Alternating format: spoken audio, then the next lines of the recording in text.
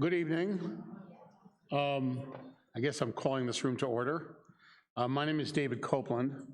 I'm here for two reasons, I think. One is to welcome all of you to this fine event in honor of Professor Handler, truly a giant in the field of antitrust, and somebody that I had the honor of working with starting in my legal career in 1986. I've been chair of the co-chair of the Milton Handler Lecture Subcommittee of the Antitrust and Trade Regulation Committee. We're here tonight, and we have this wonderful lecture that's been here for more than 50 years, and we can thank for that a few people and a few institutions. The first person we have to thank is Milton Handler, who had the foresight to establish the endowment, which allowed for this lecture to continue for many years. And if you go on the website of the City Bar, you'll see the incredibly impressive array of antitrust practitioners and academics who have been presenting at this event. In terms of other institutions that we should thank, the Milton and Miriam Handler Foundation, which was established by Professor Handler, recently began to contribute significantly to the endowment, and along with the firm of Arnold & Porter, the full name of which is Arnold & Porter Case Scholer LLP, has also been a very strong contributor to the endowment and is also sponsoring tonight's reception. Without those two institutions, this wonderful lecture probably would not have continued more than a few more years. Also, in terms of significant individuals, the one person I really think should be singled out is Yu-Ah Chin, the chair of our committee.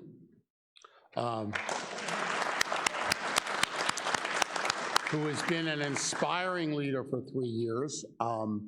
And I just am very, very grateful for the opportunity to work with her to get this, to bring this lecture into the next half century, as it were.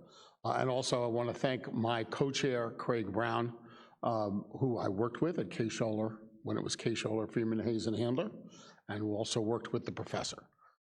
So that's the background on us. And then we come to one other outstanding individual, Professor Spencer Weber Waller, who is the moderator of tonight's event and who I have the privilege of introducing. He has this wonderful curriculum vitae, which I'll read through briefly. But his real qualification is that even though he's from Chicago, he migrated to New York, first as a summer associate at Case Scholer, and then as a teacher, a beloved professor and associate dean at Brooklyn Law School, before he went on to his current endeavors, which I will now summarize. Professor Waller is the John Paul Stevens Chair in Competition Law, the director of the Institute for Consumer Antitrust Studies, and professor at Loyola University Chicago School of Law. He has been on the AAI, the editorial board of the Antitrust Law Journal. Most significantly, at least to me, or impressively to me, is that he's the author, co-author, or editor of 8 books and over 100 articles on the United States and international antitrust, many of which are very serious, but some of which are less serious, and I refer you to his articles on pop culture and antitrust in the Antitrust magazine recently. He was recently senior advisor to the chair of the Federal Trade Commission, a very important public service on his part. I want to briefly mention that among his works is a full-length biography of Thurman Arnold, who is a founding partner of Arnold & Porter. And in an article published in the Case Western Law Review in 2001, Professor Waller, without realizing that he was campaigning for his current slot as moderator, cited Handler and Arnold as, quote, 2 individuals who stand out in the early period in defining antitrust as a separate discipline. And without belaboring the point, to me, it has always been very, very impressive that antitrust does stand out as a separate discipline, not only in the law, but also in our society. And now I'm going to defer to Professor Waller, who's going to introduce us and moderate this impressive panel and our keynote speaker tonight. Thank you, David. Hi, everybody. It's really, first of all, thank you, David. And Craig and Yiwa, and it's really a pleasure to be back at the Association of the Bar for the Handler Lecture, which I attended on many occasions when I was teaching and living here, and I was also a member of the committee back in the day, so it's great to be back here. It's a special honor to be part of this year's festivities because of the importance of Milton Handler to the practice and the teaching of antitrust, as David had referred to, and I did have the chance to meet him on a couple occasions because I was both a summer associate at Cary. Later on of counsel, I just skipped the associate and partner stuff that usually comes in between. And once I had the chance to, Professor Handler summoned me to his office, and he asked me why I was interested in antitrust, and I explained about some influential economics professors and undergraduate and some law professors. And I said, what got you interested in the field? And he said that, well, when he was clerking on the Supreme Court, he got to talking about it with Justices Stone and Oliver Wendell Holmes, and that's what got him interested in the field. In any event, we gathered tonight to discuss the state of antitrust and some of the important accomplishments of the Biden administration in this area. We'll first hear from our keynote speaker, Bill Baer, who I'll introduce in a moment. And after his remarks, we're going to continue the format from last year, where a panel of 4 distinguished antitrust professors will be asking Bill questions that we have not shared with him in advance. We'll do this in 2 lightning rounds. Unlike last year, where apparently the theme was Meet the Press, this year the theme we are calling Law and Order Antitrust, with a boom. So I hope we'll also have time for a couple of questions from the floor before we conclude for the reception, where we can continue the conversation more informally. So let me introduce you first to the panelists, and then I will introduce our speaker, and we'll get down to it. So the panelists for tonight are, to my far left, Dan Brockett of Quinn Emanuel. He chairs their financial institutions litigation practice, and he's particularly known for his work in plaintiff class action cases in antitrust, securities, and commodities litigation. And to my far right, Karin Garvey is a partner at DiCello Levitt, who has significant experience on both the plaintiff and defendant side in complex antitrust class actions, and we were actually at Cary at the same time back in the day. However, this coming Monday, this is probably Karin's last appearance as a member of her current firm, because on Monday she'll be joining Scott & Scott as head of the antitrust practice of their New York office. And so, let's see, on my right is George Cary, who is partner at Cleary Gottlieb, working on both mergers and acquisitions, as well as a wide variety of complex antitrust litigation. He also knows our guest speaker very well, having served with Bill Baer as Deputy Director of the Bureau of Competition of the Federal Trade Commission. And finally, to my immediate left is Art Burke, who heads the antitrust practice at Davis Polk. And over the course of his career, he has represented clients in a variety of antitrust, securities, corporate governance, and other general and commercial litigation matters. I am asked just to remind everybody that this is a public, on-the-record event, and we are being recorded, and this will be eventually posted on YouTube so we can reach the widest audience possible. Now, it is now my pleasure to introduce our keynote speaker, Bill Baer, who is currently a visiting fellow at the Brookings Institution. He is one of the world's best-known and most respected antitrust enforcers. Bill is literally the only person to have led antitrust enforcement at both U.S. antitrust agencies, having served as the Assistant Attorney General in charge of the Antitrust Division of the Department of Justice from 2013 to 2016, and as Director of the Bureau of Competition of the FTC, Federal Trade Commission, from 1995 to 1999. Also in 2016 and 2017, Bill also served as the acting Associate Attorney General, which, if you're not familiar with DOJ parlance, this is the 3rd highest office in the Department of Justice, where he oversaw the work of not only the Antitrust Division, the Civil Division, the Civil Rights Division, the Tax Division, and the Environmental and Natural Resources Division. Were there any other divisions I've left off? Yeah, but doesn't matter. Okay. And while not in public service, he has headed the highly regarded antitrust practice at Arnold & Porter, representing a broad range of companies in U.S. and international cartel investigations, other kinds of antitrust litigation, merger review at both of the U.S. agencies, in front of state attorney generals, and the European Commission. In 2015, the FTC honored him with the Miles W. Kirkpatrick Lifetime Achievement Award. In 2017, the American Antitrust Institute presented him with the Alfred E. Kahn Award for Antitrust Achievement. He received his JD from Stanford Law, where he served as a senior articles editor of the Law Review, and his BA from Lawrence University, where he recently was awarded its Distinguished Alumni Achievement Award. So with no further pauses, I'm so pleased to introduce one of my antitrust heroes, Bill Baer.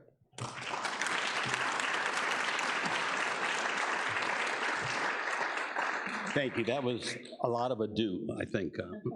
There was no need for anything further, and there was already too much. I want to thank the New York City Bar Association for inviting me up here today. Before I go on, though, I want to thank my law school best friend from Stanford, Nancy Hendry, who's in the audience here. She didn't have to come, even though we're married and have been for a number of years.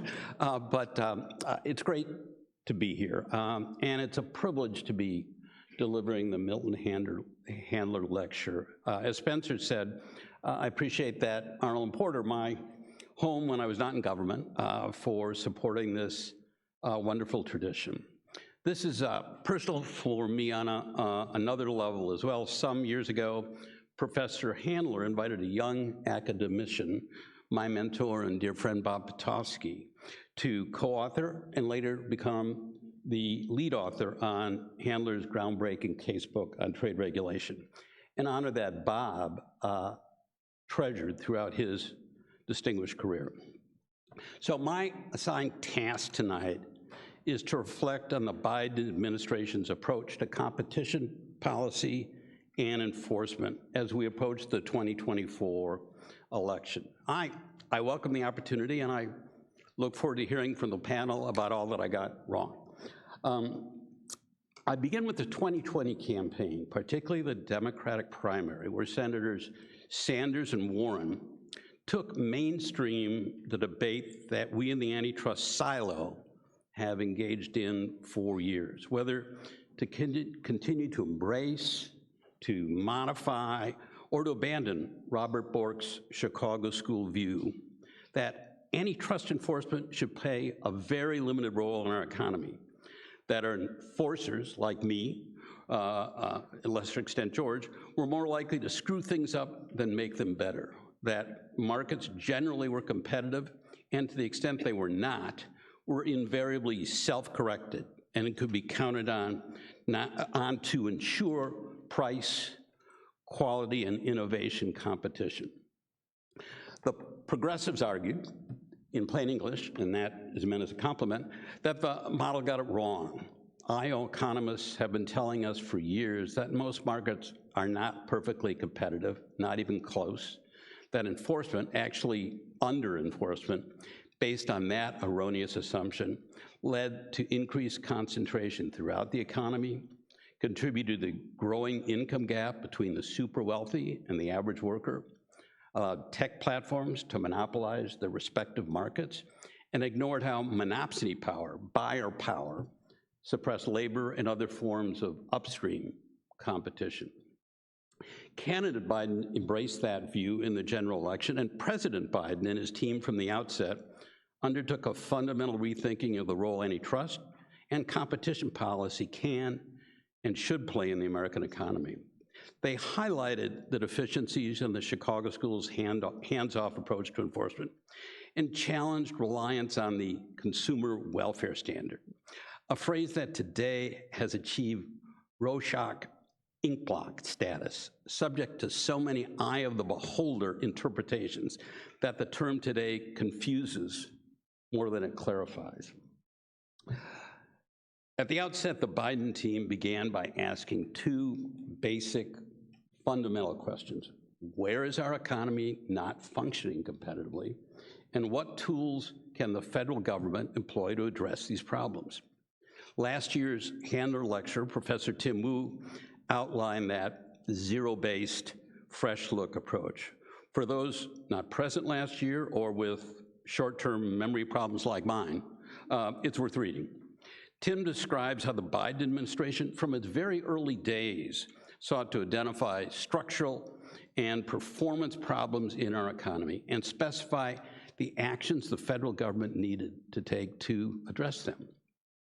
We antitrust practitioners tend to focus on litigation wins and losses, especially in looking at outcomes in this administration, where the leadership at both FTC and DOJ promised, or as the Wall Street Journal would say, threatened, a more assertive approach to competition and consumer protection enforcement. I'll discuss litigation outcomes in a few minutes, but that narrow lens misses a lot of what has gone on in these last 3.5 years. And I hope tonight to widen the aperture, pull the lens back, the camera back, and assess more broadly the progress that is made towards making markets work better. Let's start with Biden's July 2021 executive order. His remarks on competition policy. His remarks that day began by embracing the progressive critique that capitalism without competition isn't capitalism, it's exploitation. And his remarks ended with the issuance of a far-reaching executive order listing specific tasks his administration would take to address these problems, and creating a competition council consisting of agency heads across the federal government to ensure that making the economy work for everyone would be a core priority. The whole of government rhetoric was not new. What was different was that this EO, executive order, identified specific issues and problem areas for agencies to address, individually and collectively. This was not to be just an FTC, Antitrust Division, Justice Department problem, but an administration-wide concern. And he set up the mechanisms to enforce it. Executive orders full of promises are often issued, but accountability in executive orders is not always a feature. Biden directed the Competition Council to work closely with the National Economic Council, led at that time by Brian Deese and ably supported by last year's lecturer, Professor Tim Wu. It would meet semi-annually with the president and report publicly on the progress being made. Accountability, senior management involvement, and tackling head-on adverse economic consequences that flow from market imperfections distinguish this effort in the Biden administration from any of those that preceded it. The White House semi-annual readouts after each meeting of the Competition Council reveal the breadth of the initiative, the active involvement of agency heads, not subordinates, cabinet members and agency heads, and the progress being made, both by the individual agencies and through the enhanced interagency cooperation. The most recent meeting last March had cabinet secretaries Austin, Vilsack, Becerra, chair of the Economic Advisors Council, Bernstein, Chair Kahn, Chair Rosenworcel, Gary Gensler from the SEC, Jonathan Cantor, and many others. And even for discounting for some of the hyperbole in these readouts, that meeting and the readouts of other meetings suggest that the federal government is actually accomplishing a lot. Just a few examples to tell the story. Unprecedented efforts by the Consumer Financial Protection Bureau, the Department of Transportation, the Federal Trade Commission, the Antitrust Division, and others to crack down on excessive and undisclosed junk fees charged across the economy. The problem is pervasive. We are nickeled and dimed by banks, credit card companies, concerts, sports, and other entertainment venues, landlords, airlines, and resorts. They're attacking monopsony power in the ag sector. The Agriculture Department is using its long languished authority under the Packers and Stockyards Act to ban abusive practices by processing companies that hurt growers and producers and ultimately we as consumers. And they're, for the first time, using authority in the Packers and Stockyards Act to refer violations to the Justice Department Antitrust Division for prosecution, and the Justice Department Antitrust Division is acting on them. The FCC is pursuing rules to require internet providers to disclose monthly fees, prices, in internet speed in a clear and conspicuous way. The DOT is requiring airlines to make it easier for us to get our money back rather than just offering airline credits, which many of us never use, when flights are canceled or significantly delayed. In addition, what gets less attention, but is no less significant, is the under-the-radar interagency coordination and communication required by that Biden executive order. Examples include the Surface Transportation Board, usually not a friend of the Antitrust Division, working closely with the Antitrust Division to tackle railroad consolidation. Interagency cooperation agreements that have been signed between the antitrust agencies, the NLRB, the Labor and Treasury Departments, and even the Federal Maritime Commission. Financial regulators and antitrust enforcers better coordinating on how best to address consolidation in the banking and credit card sectors. The FTC and DOJ, just in the last couple of weeks, in conjunction with the executive order, collaborating with HHS in assessing the impact of ongoing consolidation in healthcare markets, including the competition risks associated with private equity roll-ups. Finally, the FTC and DOJ working in tandem to challenge anti-competitive behavior and M&A activity in labor markets. Most recently, the FTC's challenge, supported by the Department of Justice, to Kroger's proposed acquisition of Albertson. In part, that challenge is based on the grounds that the merger would hurt competition for unionized workers. These efforts may seem like small ball to some, but collectively, they're doing what the Biden administration said it would do, targeting areas of the economy that are highly concentrated and have been for a long time, where labor markets are not competitive due to non-compete clauses and no-poach understandings, and where consumers can't access the information needed to make informed choices. And even where they can, they lack competitive options. The net result is resource leveraging through the executive order at the federal level on competition and consumer protection of a kind and quantity we have never seen before. That same coordinated resource leveraging characterizes the Biden enforcers' relationship with state attorneys general.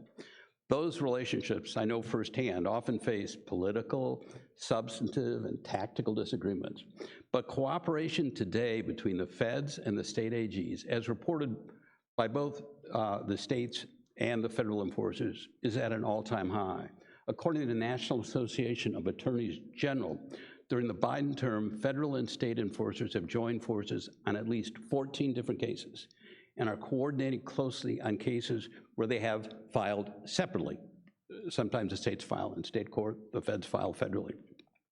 Most recently, 17 attorneys general are co-plaintiffs with the Justice Department in challenging Apple's alleged monopolization of the smartphone market. Another underappreciated aspect of the Biden enforcers' approach to their respective jobs is their use of the bully pulpit. Teddy Roosevelt would love use of this term, to educate the public, lawmakers, and the business community about areas where the economy is underperforming due to anti-competitive behavior, where markets aren't working, and where changes in policy can and should address these problems.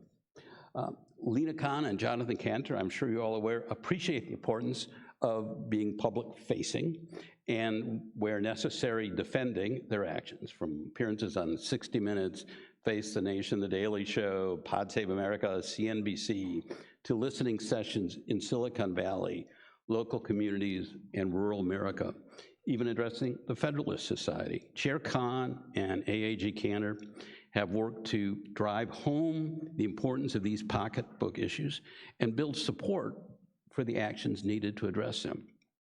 Take the recently announced FTC rulemaking banning non-compete agreements.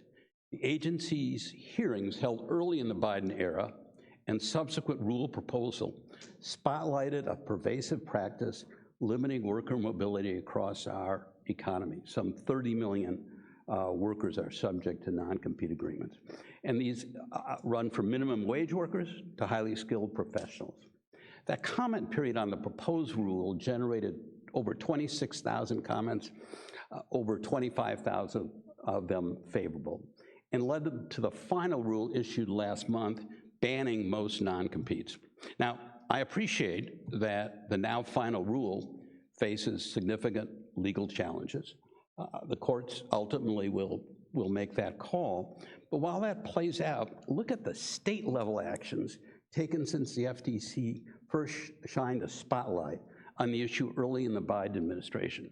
Since 2022 alone, 16 states and the District of Columbia have enacted or strengthened restrictions on non-competes. Minnesota recently enacted a blanket ban. Some states adopted industry-specific restrictions, often focusing on the healthcare industry. Illinois prohibited non-competes between nurses and nursing agencies. Maine banned non-competes for veterinarians last year. New Jersey prohibits non-competes for domestic workers as of July of this year. The District of Columbia focused on wage thresholds to protect lower-income workers and prohibited non-competes for most workers earning less than $150,000 a year. Interestingly, this is not just a blue state phenomenon. Indiana, Iowa, South Dakota, and Tennessee recently added limitations on non-compete agreements in the healthcare industry.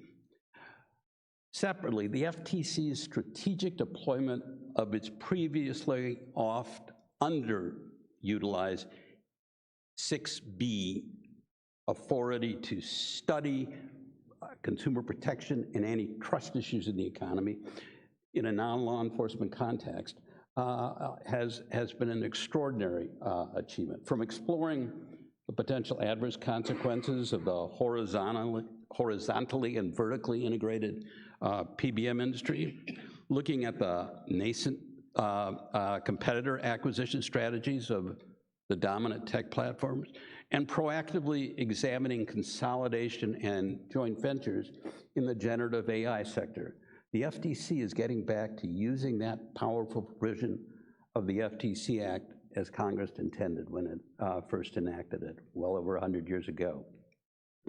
Turning to DOJ and FTC enforcement, on some levels, it's too early to make definitive judgments about how well it's going. We'll not see the results of the pending challenges to the tech platforms, the Facebook case, the Google search and ad tech challenges, Amazon and Apple for years. But both agencies and their state attorney general colleagues are doing the right thing by challenging the harms allegedly caused by big tech's efforts to squash competition and maintain their persistent dominance. Note, too, that the legal underpinnings of these Section 2 challenges rely on current antitrust jurisprudence and not on novel and untested theories. On mergers, the agencies have won some and lost some. Losing a merger challenge, I know from personal experience, is not unique to this administration.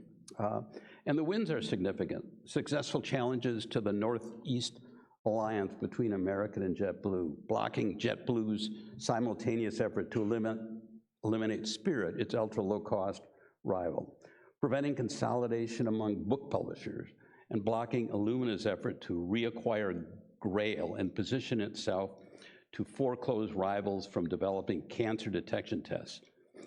These all reinforce Section 7's sometimes underappreciated and underapplied focus on transactions that risk substantially lessening competition. While some critics see overreach and losses in the Meta Within case, virtual reality, and Microsoft Activision gaming case, the legal theories underlying the challenges seem sound. The losses, from my reading, mostly turn on the adequacy of the factual proof, not on an effort to dramatically rewrite merger jurisprudence. It should be relatively obvious by now that I think this administration is on the right path. I appreciate that Chicago school adherents, led by the Wall Street Journal editorial page and the Chamber of Commerce, vehemently disagree. They cite, for example, to last year's proposed revisions to the merger guidelines, which in style and substance differed significantly from prior iterations and risked losing the longstanding judicial embrace of the various iterations of the guideline.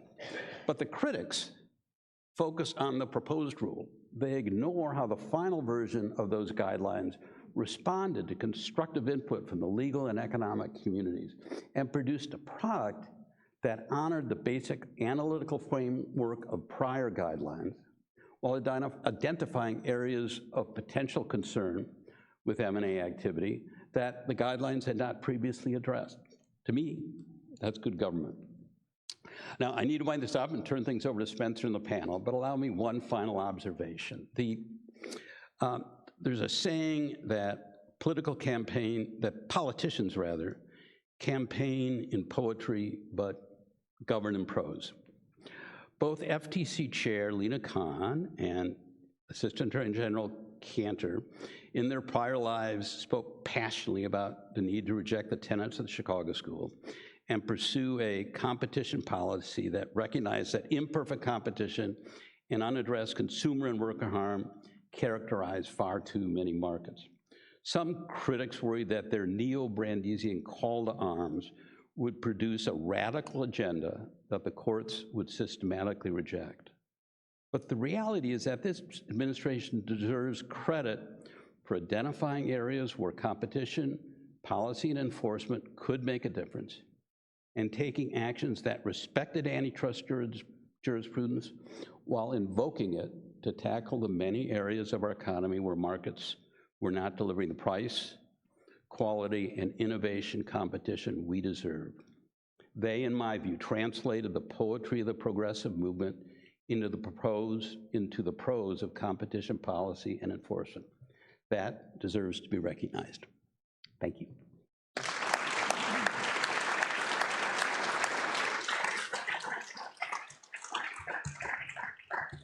Thank you so much, Bill. We're going to begin with the first of our lightning round of questions. I'm going to turn to George Cary. Thank you, Spencer. Sorry. So I thought that was as robust a defense of the current administration's antitrust policy as I have heard. I'll start with that. But I do want to ask a question that picks up on some of the points that you made. And again, we didn't have the benefit of Bill's speech any more than he had the benefit of our questions, so we're a little bit on the fly here. A couple of things. One is that the reference to the Chicago School, I mean, I think with respect to the Chicago School, you know, people like Carl Shapiro and people like Steve Salop are not really Chicago School. They are economically based. And the principle of the consumer welfare standard, as I had understood it, was that you apply the economic definition of competition as the standard to be applied. So my question to you, Bill, is in the current environment where the consumer welfare standard has been rejected under the Section 5 statement that was revoked and then put back, you know, the new statement put back in, what are the limiting principles on the enforcement against mergers that you would apply? Because, you know, courts, you talk about win-loss records, court look for limiting principles. It can't just be the government says it's bad, so it's bad, we block it. What are the limiting principles under the current administration? Well, I can't speak for how they would articulate it. I do know that certainly I, and to some extent they, would not disagree with the economists you mentioned, both respected folks that you and I know well, Steve Salop and Carl Shapiro, but they would disagree with its application, the way it's invoked. I wrote a piece, Spencer, for your the Loyola Law Journal a couple of years ago, and it is this sense, which I mentioned in my remarks, that that consumer welfare is to be narrowly defined. It functionally, in terms of the conservative Chicago school community, is equated with shareholder welfare. As long as shareholder welfare is benefits from a transaction or activity, we'll assume those benefits get passed down to consumers. George and I litigated the first Staples Office Depot case, and that was a central contention of the proof that George so expertly offered up, is that there's no evidence of any friggin' pass-through. And you know, this is just, it's putting shareholder welfare above. So for me, you know, it's adherence to subjecting the government's case to proof that there is a substantial risk, but I underline risk in my remarks, demanding some legitimate concern that consumers will, and workers will be worse off than better off. So to me, I reject the consumer welfare standard term because it means so many different things to different people. It can be used to justify under-enforcement, and it can be used in its proper application to impose a discipline that the courts can employ in deciding when there's harm to competition, consumers, and workers. Well, did you want to follow up? Yeah, can I ask a follow-up, a quick follow-up on that? I mean, I hear what you're saying, and I don't disagree with most of it, except I do think consumer welfare is intended to encompass the pass-through point. It's not about shareholders, it's about consumers. But I think, I mean, wouldn't you agree that the current FTC policy goes well beyond consumer welfare as Bob Potofsky imagined it when he implemented efficiency guidelines to the mergers, for example, merger guidelines? Well, first of all, I disagree with you that on shareholder welfare being an underlying tenet of Chicago school conservative antitrust enforcement philosophy. They assume if there's shareholder welfare, there will be consumer welfare. So we disagree on that. Not all people, but others. The FTC statement on defining unfair methods of competition was pretty expansive, but I have not seen it invoked in the cases that have been brought. And this is where I go to,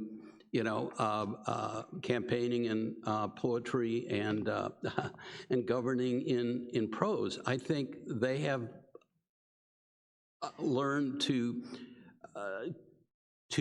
push the outer boundaries incrementally, not in a kind of a revolutionary fashion. And I think that's maybe on-the-job learning, but in any event, I think the cases they brought fit within more conventional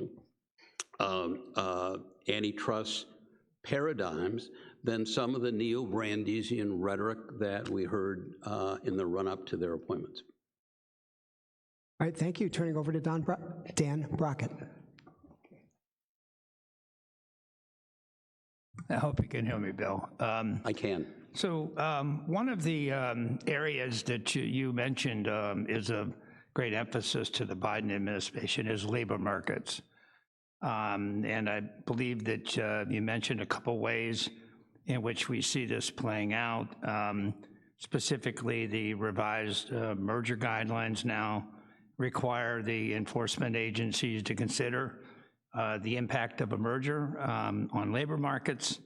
I believe you mentioned that the FTC has essentially abolished non-compete agreements now. And the DOJ has pursued a new policy of criminally prosecuting no-poach and other wage-fixing agreements under theories of per se liability. Now, my question concerns no-poach agreements. So far, the DOJ, by my count, has brought 5 criminal no-poach prosecutions. 3 of those cases were tried to a jury, and all 3 the defendants were acquitted. And in a 4th case, there was a directed verdict motion granted for the defendants. And in the 5th case, I believe the DOJ voluntarily withdrew its claim. So, not a good track record. Two questions, if you could address them.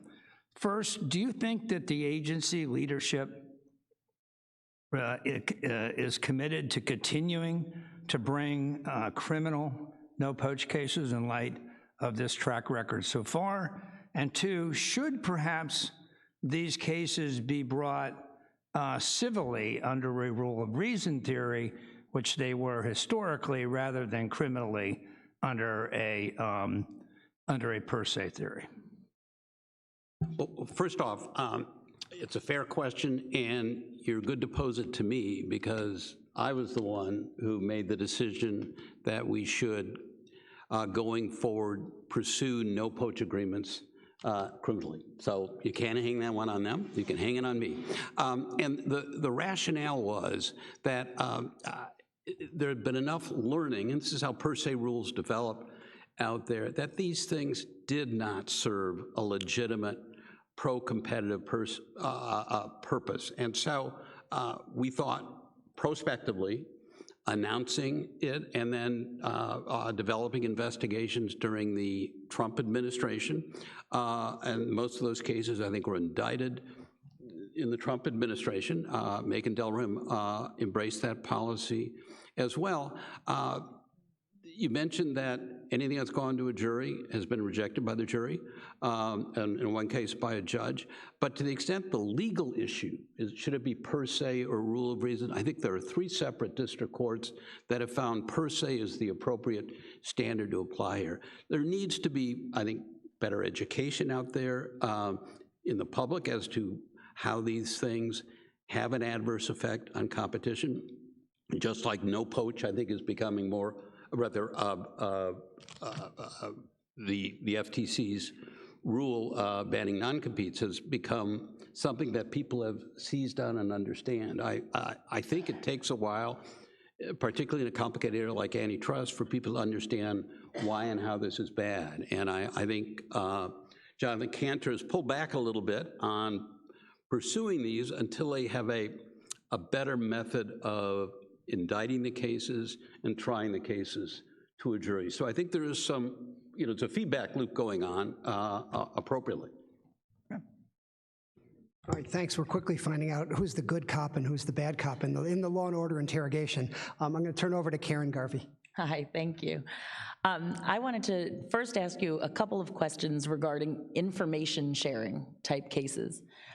We've seen a lot from the private plaintiffs' bar in the past few years in the information sharing space.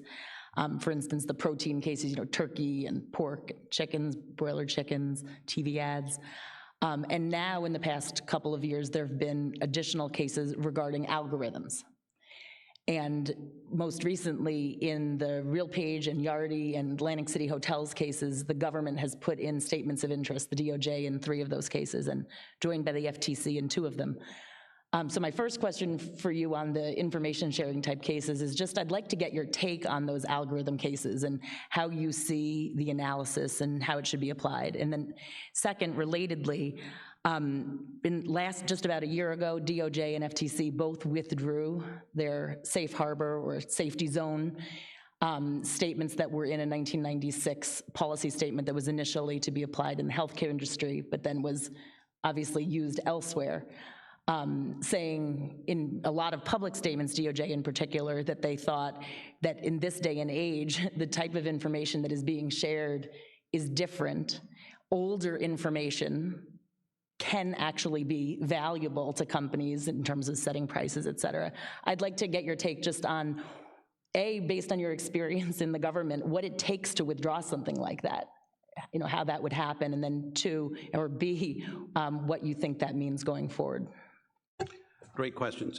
So first of all, the withdrawal of that kind of guidance does involve a fair amount of discussion. If it's done right, it involves both the FTC and the Antitrust Division doing this collaboratively, even if they haven't announced the guidelines jointly. In this case, I think they were joint guidelines, trying to figure out, do they fit the economy and the behaviors in the economy we're seeing today? Well, it's a careful process, long process, and it's necessary to adjust your learning, just like the question of whether going from rule of reason on no poach to per se was a reasonably carefully thought out process. Its execution didn't come out quite the way we had hoped at the time, but we'll see. On algorithmic pricing, boy, that is the new challenge for antitrust enforcers. I actually testified in December before Amy Klobuchar's Antitrust Subcommittee in the Senate, and we talked at length about it.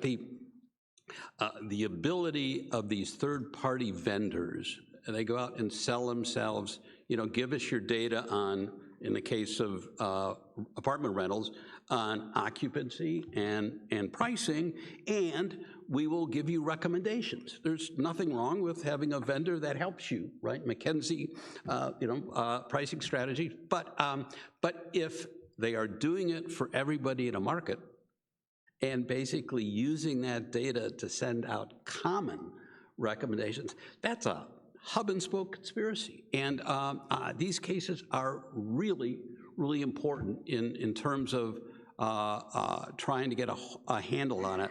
I do think for those cases where there's evidence of intentionality on the part of the people who are providing the algorithm and people who are subscribing to the service, where they know, in fact, they're getting shared pricing and occupancy recommendations. That's reachable, I think, under current antitrust law.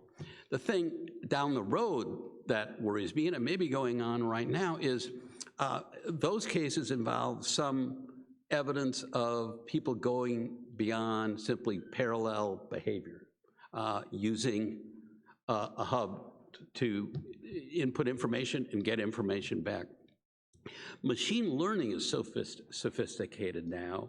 If each company separately writes or has a separate third-party vendor write an algorithm that simply says maximize price, the way those machines learn, they may learn, in a nanosecond that cutting price simply cuts profitability, and that the algorithm could maybe undercut the first price cutter. Everybody realizes that is the algorithms. I use the human language, which is, but the math may be able to teach the machine that keeping prices up, never starting the price war in the first place, is a better outcome.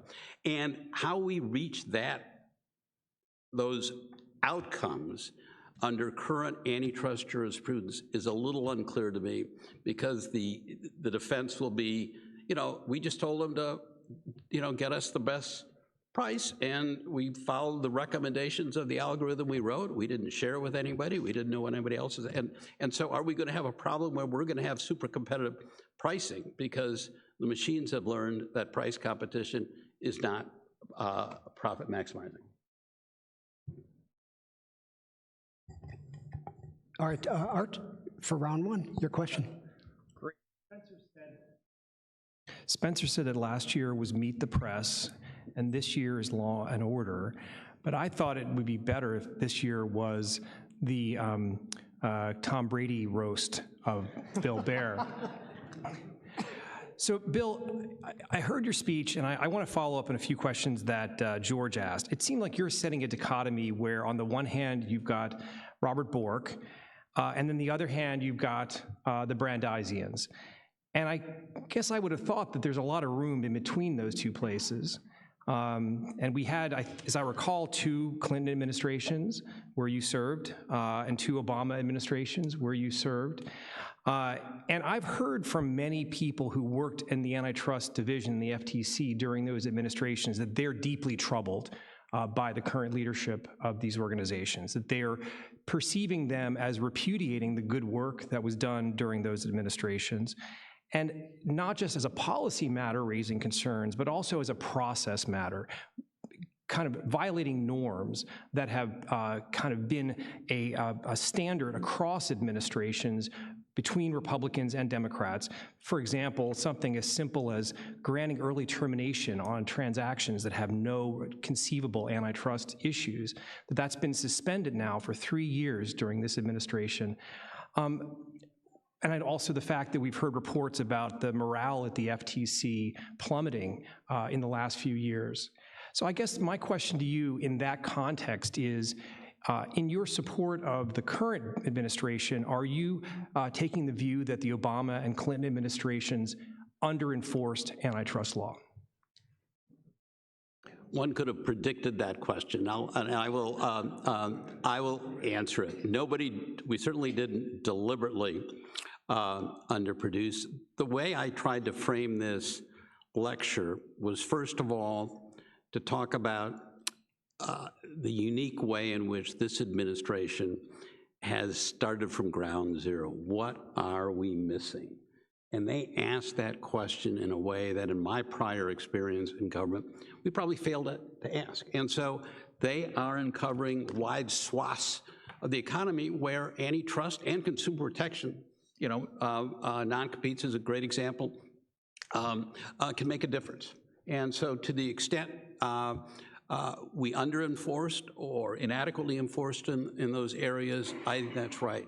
And the whole point of my remarks, and I obviously didn't make it clear enough, is that I think there's a false dichotomy that, that the neo-Brandesians have rejected all prior antitrust jurisprudence, are going to inject in, and are injecting into everything they do values that are not economic values, and are going to be asking the courts to basically do a Gestalt switch. Just went out, sorry. To do a Gestalt switch and reject jurisprudence over the last 40 years. That, my point is not what the hell they're doing.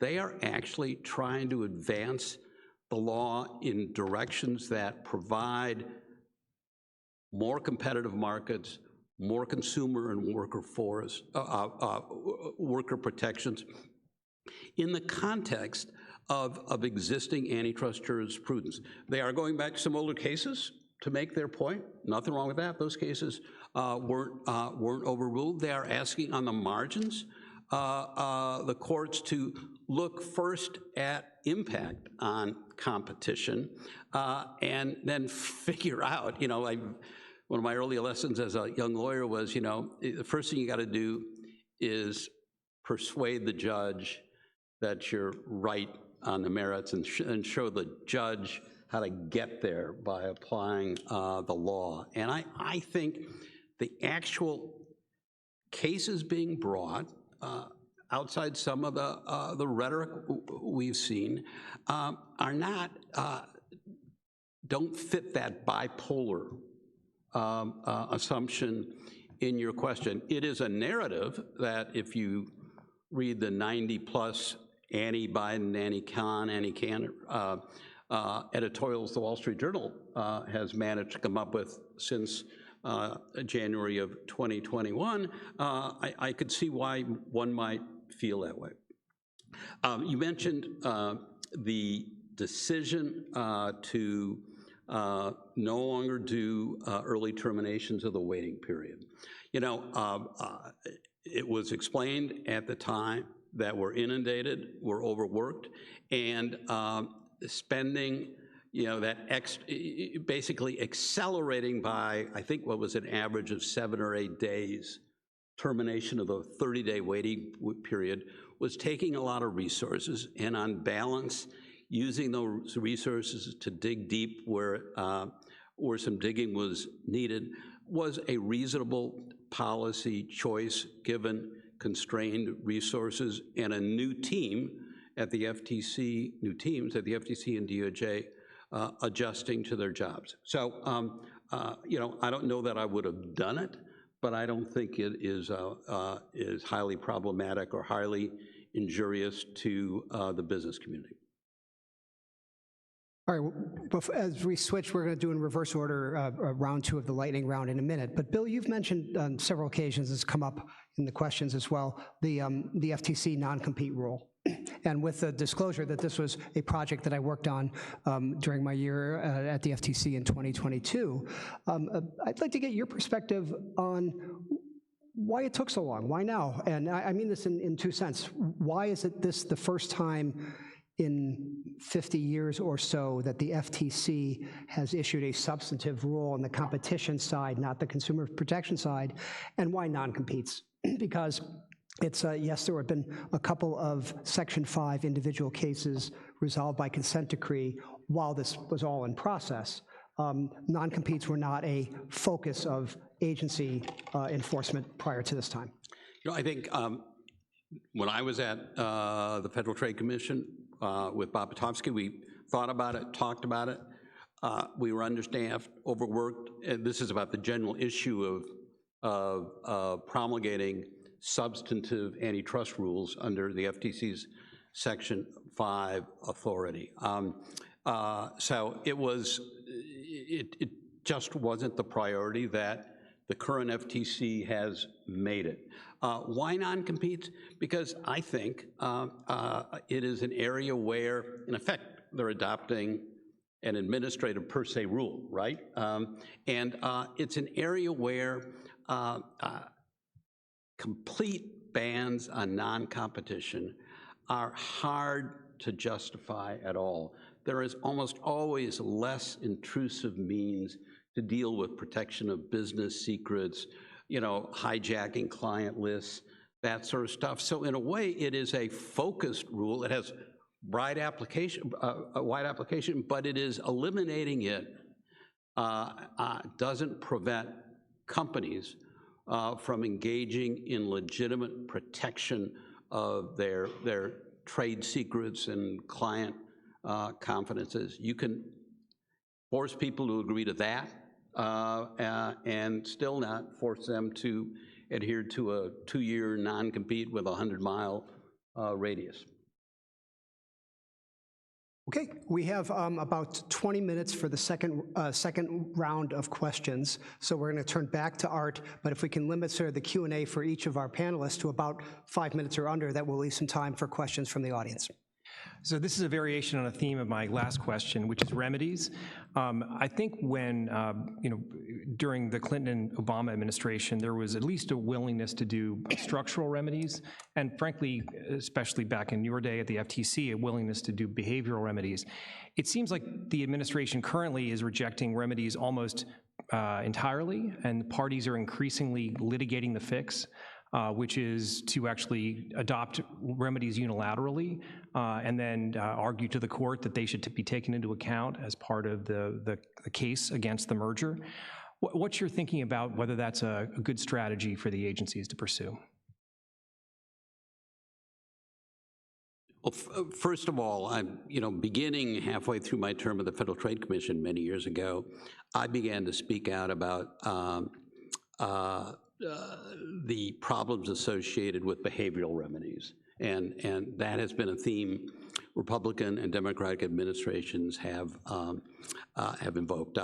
Bill Baxter, when he took over the Antitrust Division in 1981, apparently in eliminating their enforcement bureau, basically said, look, my team, they love to catch them, they don't like to clean them.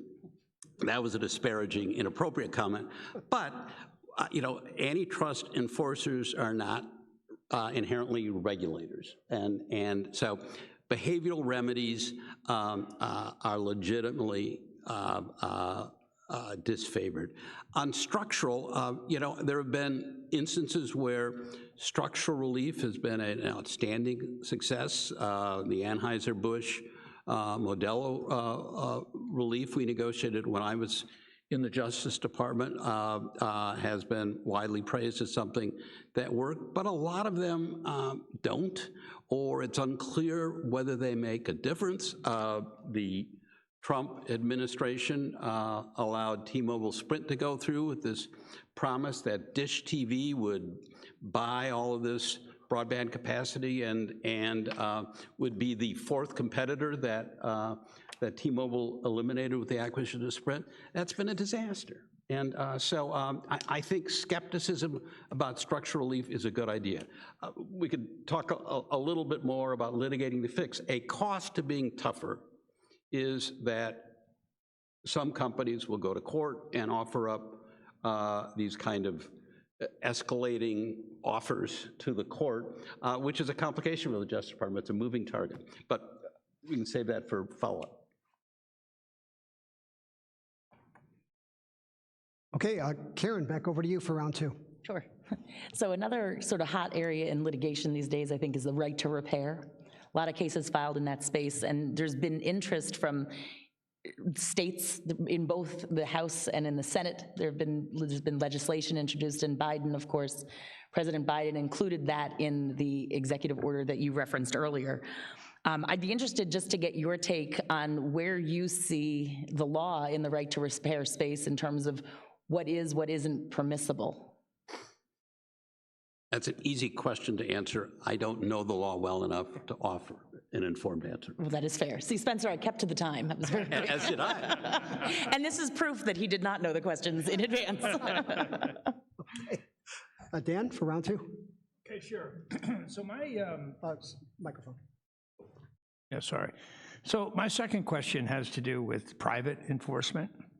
So historically, or at least when I first started practicing law in the 1980s and 1990s, there was almost a presumption that in favor of class treatment of antitrust cases. Class certification was widely viewed as an inevitability. Over the past decade, though, courts have again and again revised the requirements for class certification laid out in Rule 23, and have further defined the rigorous analysis that's needed to substantiate a motion for class certification. The net result of all this is that there's virtually no predictability in this area of the law. We have no idea at the outset of a major case whether we're ever going to be able to achieve class certification in the case. And the reason I raise this because it's impacting firms like mine willingness to invest in cutting edge cases because we just don't know. The thing that's probably the best predictor now is the political affiliation of judge to whom the case is assigned. Anyway, so I know this is not a government enforcement related, but it's important to many firms, I think, in the plaintiff's bar. And so if you had any thoughts you could share, we'd be grateful. Thanks. It's obviously very important to the allegedly injured classes that are denied the benefit of class certification or the predictability associated with the move. You know, I've been involved modestly in this stuff over the years while in private practice. It is a crapshoot, just like you say it. I don't, and the degree of the time spent in briefing, getting the economists involved, and trying to resolve those issues seems to me to have, as you say, added a 10x level of complexity to what far greater than Rule 23 ever achieved or ever envisioned. And what the solution is, I don't know. I don't think, you know, the antitrust agencies traditionally have stayed out of that part of private trouble damage actions, and I think they don't really have the expertise, so they're good to stay out of it. But I think it's an issue where it may well be the effort's got to be with the trial lawyers in Congress to basically clarify that Rule 23 means what we originally intended it to mean. I would just like to say for the record that I've seen no evidence that Dan is being deterred from litigation.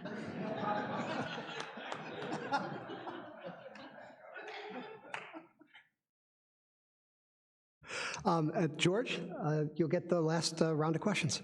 Great, thank you. I'm gonna invoke the presidential debate rule that when your name is mentioned, you get to respond for just 10 seconds. For all of those out there that are enjoying your $15 a month plan with much better coverage on T-Mobile Sprint, I'd like to say that the disaster is only that felt by AT&T and Verizon, not by consumers. But my question is, I see Eleanor Hoffman disagreeing me out there in the audience.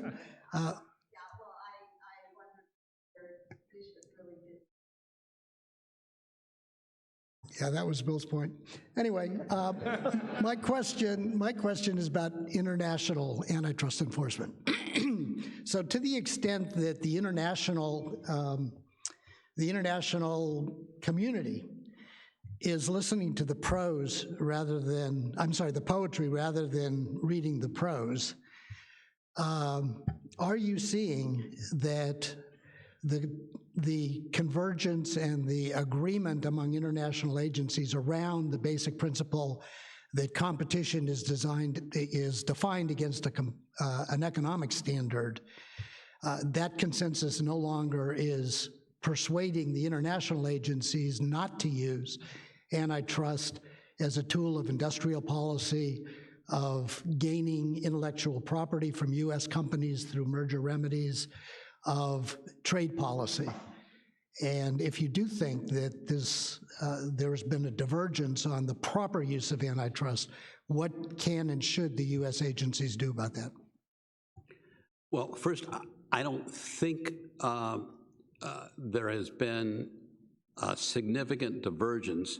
However, and it's a big however, the pressures domestically, often in the US, these days a lot in the European Union, to find national champions is ever present. It was present during my time in the Obama administration. We successfully fought off parts of the administration that thought we ought to raise trade barriers.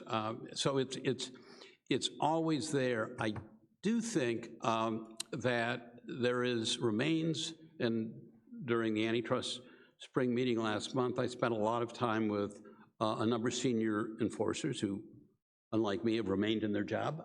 And I think there's a sense that people are on the same page about what ought to be done, about the economic principles that ought to be applied to judging behavior, judging proposed M&A activity, but a view that the dike that's been built may be leaking a little bit, and they're very worried about it. I just want to add, just from my perspective, and I'm very influenced by the work of Eleanor Fox and Harry First, who are with us in the audience tonight, and in some of my own writing. When you look around the world, there's 130, 140 countries that have some recognizable version of competition law, and we are the outlier. It is not they learning from us, it is the need of us to learn from them about a toolbox and an approach and a wider palette of what are competition issues and how you respond. So we have a lot of catching up to do, where a foreign perspective gives us a reason to be hopeful. Can I just add something on that front, that international front? I mean, the other thing that I think we have to be very cognizant of is that antitrust is not the only hurdle now, that there is a massive growth of national security enforcement regimes around the world that is sort of modeled after CFIUS to some extent, that we don't talk a lot about in the United States. We're siloed a lot of times when it comes to antitrust versus national security, but in the rest of the world, those things are blending together in a lot of ways that I think reinforce George's concerns about national champions and interference with competition in the name of national security and so forth. Bill, you have the final word if you want before we turn to questions from the audience. This is one of those wonderful occasions where I agree with Arthur. All right, well, we have time. And rare. We have time for a couple of questions from the audience, so if you want, please just stand up and tell us your name and where you're from in terms of an affiliation, and I will just simply repeat the question so we can capture it for the recording for folks later. Harry?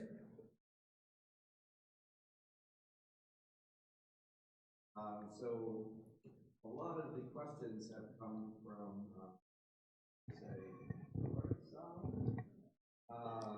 So I want to come from the other side, and I want to ask you, Bill, if you can think of one or two.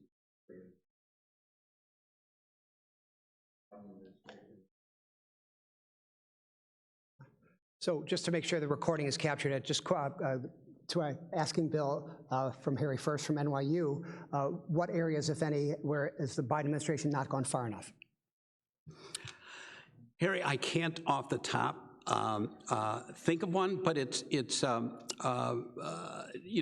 some time, I probably could. They have, really for me, the question is, they are trying to do everything, and there is that risk that then you may not do some things very well. But from getting ahead of the technology curve on AI. I mean, both agencies have invested. They are thinking around the curve, which is really what good leaders, what good enforcers do. Who else has a question? I thought I saw a hand from the left. I just want to make sure I can see everybody in the room. Yes, stand up and just tell us who you are and where you're from.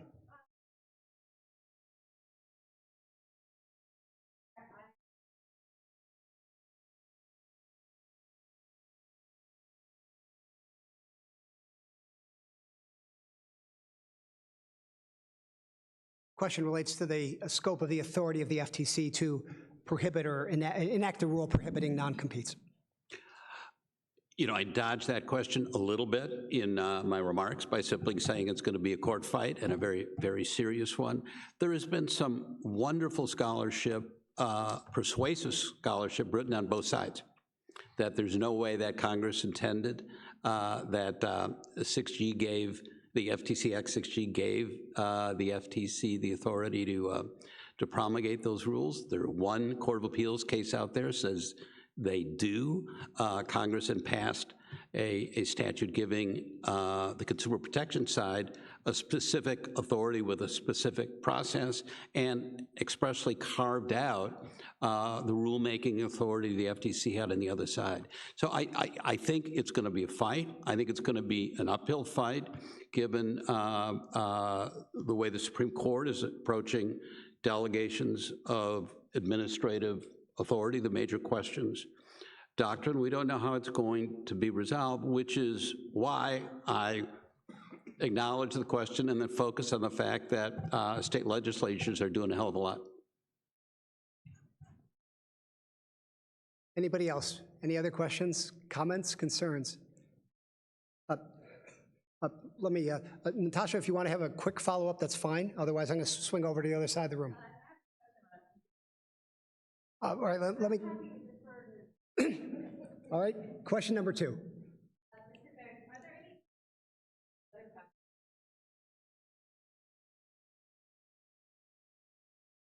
Any other practices that should be treated per se? None come to mind. I thought you were going to ask that should be subject to FTC rules. And I think the prudent course for the FTC is to not overinvest in that until they get clarification from the courts on whether the nature and extent of that rulemaking authority.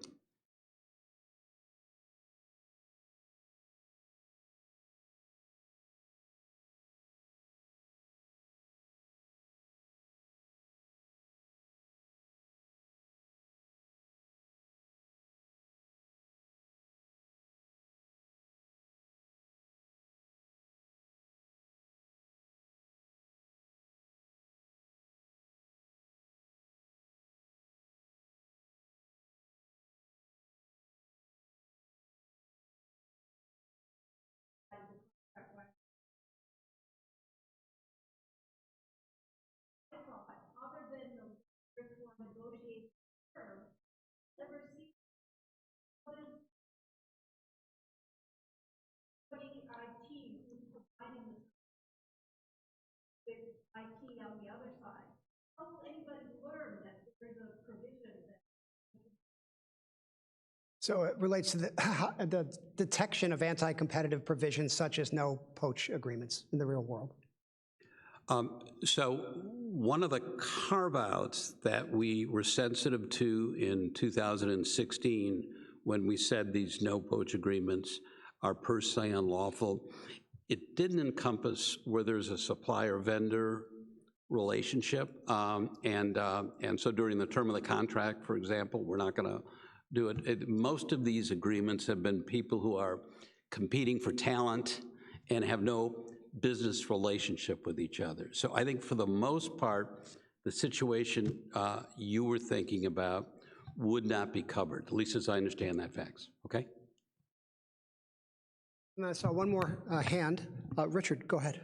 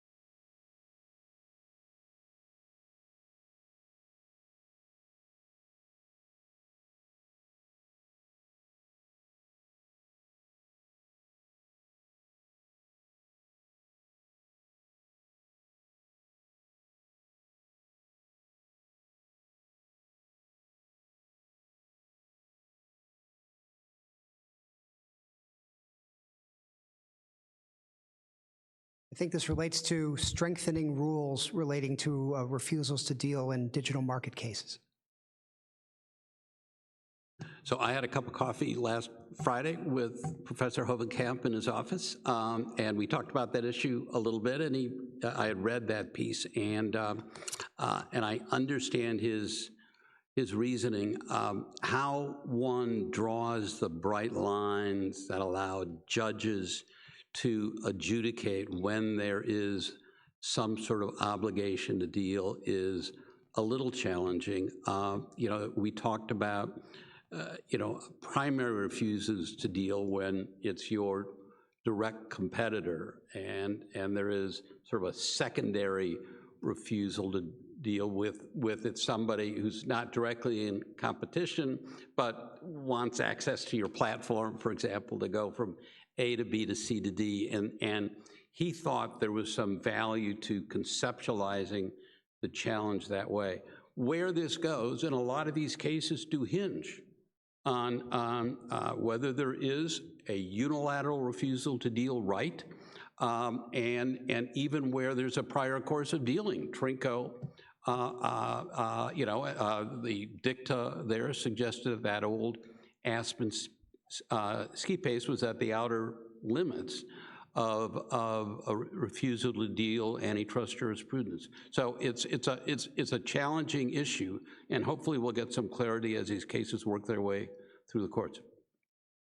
We have time for one more short question. This patient gentleman all the way in the back.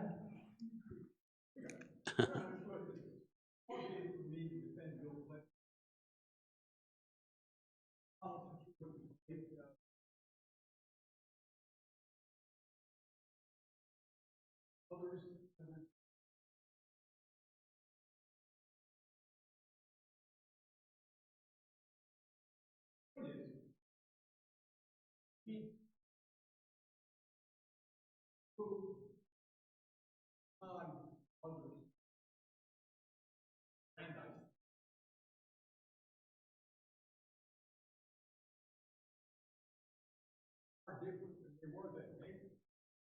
So the solutions going to years, not years, could also be very different. It was likely some years ago.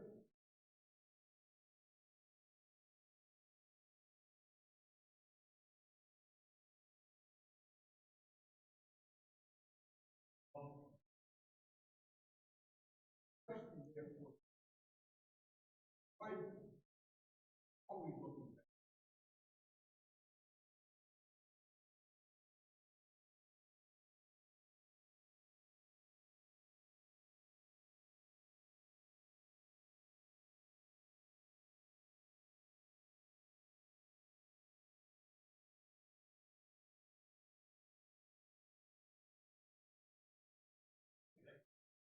Bill, you'll have the final word on why we should be looking back to the past in dealing with issues of the present and the evolving economy.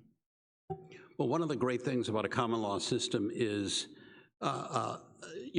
precedent can evolve our view of how these general statutes, Section 7 of the Clayton Act, Sherman 1 and 2 FTC Act, can adjust to new realities. I mean, a classic example is the tech platforms.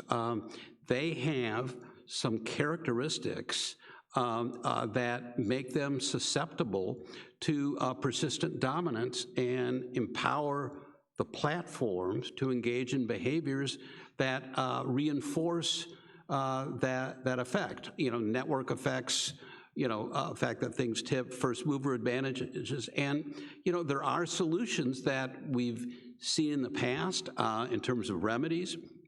The AT&T settlement in the 50s where they had to license their patents, the breakup of AT&T during the Reagan-Baxter era, the Microsoft decision 22 years ago by the DC Court of Appeals, applying principles of interoperability and portability to these tech markets are all things that we can accomplish within the ambit, I think, of our existing, the antitrust agencies, the courts, antitrust mandate from the Congress. So I think there's a way to embrace the general principle and then apply them in a way that takes into account the realities of competition in a 21st century economy.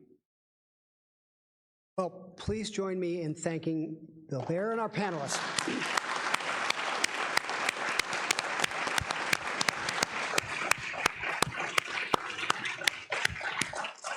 And before we continue the conversation informally in the reception in the hallway, I'm inviting Craig Brown, co-chair of the Handler Lecture Committee, for some closing remarks.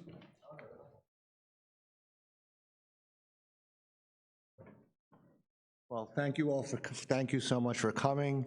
There actually were no closing remarks, so I just want so this is totally off the top of my head, but it was fantastic. It's been fantastic the last couple of years, and a round of applause for everybody for a wonderful, wonderful conference.